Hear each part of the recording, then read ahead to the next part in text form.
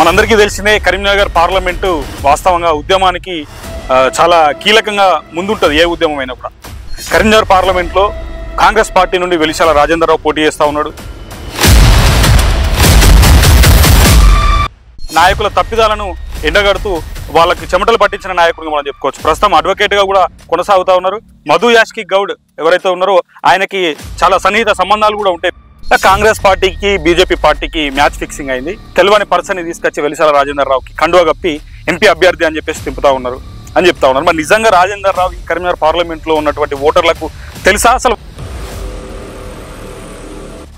మొన్న తెలంగాణ వ్యాప్తంగా ప్రజలందరూ బీఆర్ఎస్ వెట్స్ బీజేపీ ఇద్దరికి పెళ్లి అయిపోయింది, ఇద్దరు కలిసి ఒకటే బండిలో ఒకటే కార్లో ఇద్దరు కలిసి ప్రయాణం చేస్తున్నారని చెప్పి ప్రజలందరూ నమ్మిరు కాబట్టి కాంగ్రెస్ పార్టీ ఈరోజు ప్రభుత్వంలోకి రాగలిగింది. కరీంనగర్ పార్లమెంట్లో ఇంతకు ముందు సిట్టింగ్ ఎంపీ బండి సంజయ్ ఉన్నాడు.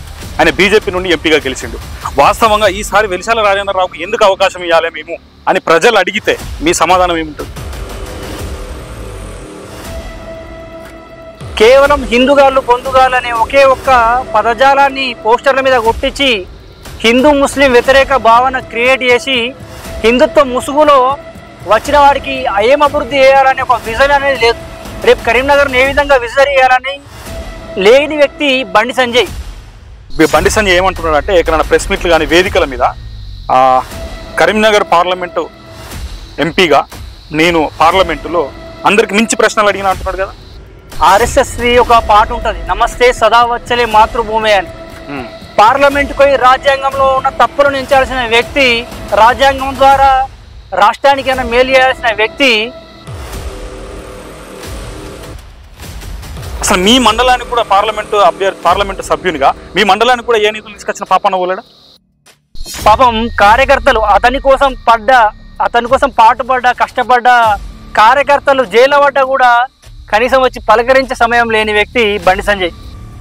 అతను ఓడిపోయాడని చెప్పడానికంటే అతన్ని ఓడగొట్టారని చెప్పి నేను చెప్పగలుగుతా. ఎవరు ఓడగొట్టారు అనుకోవచ్చు? అప్పటి బీఆర్ఎస్ అనుకోవచ్చా?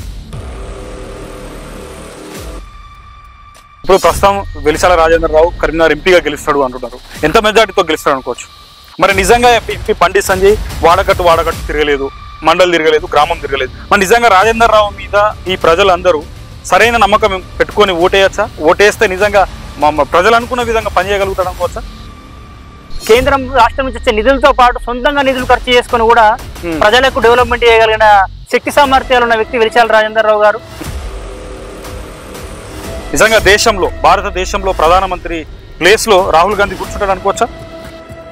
కన్యాకుమారి నుండి కాశ్మీర్ వరకు పాదయాత్ర చేయడం ద్వారా ప్రజల సమస్యలను కళ్ళతో చూసిండి. ఎవరు వచ్చి చెప్తే వినడం, పేపర్లో రాస్తే రాయడం కాకుండా జోడో యాత్ర ఎఫెక్ట్ అనుకోవచ్చా? ఈ రోజు కాంగ్రెస్ పార్టీ హవా దేశవ్యాప్తంగా వీస్తుంది. ఇండియా కూటమి రేపు అధికారంలోకి రాబోతుందంటే కారణం సో మొన్న నరేంద్ర మోడీ అంటా ఉన్నాడు తెలంగాణ రాష్ట్రంలో ఆర్ఆర్ ట్యాక్సీ వసూలు చేస్తూ ఉన్నారు. రేవంత్ రెడ్డి రాహుల్ గాంధీ పేరిట వసూలు చేసి రాహుల్ గాంధీకి వసూలు చేసిన డబ్బులు పంపిస్తా ఉన్నాడు అని చెప్పేసి ప్రధానమంత్రి నరేంద్ర మోడీ అంటున్నాయి. సో దానికి ఏం సమాధానం చెప్తారు? మై హోమ్ అయితేనేమి, అదానీ అయితేనేమి, అంబానీ అయితేనేమి ఎలక్ట్రల్ బాండ్ల పేరిట కోట్ల ప్రజాధనాన్ని కొన్ని లబ్ధి పథకాలు పొందుతూ ప్రజాధనాన్ని ఎలక్ట్రల్ బాండ్ రూపంలో కేంద్ర ప్రభుత్వానికి అఫీషియల్ గా ఇవ్వడం జరిగింది.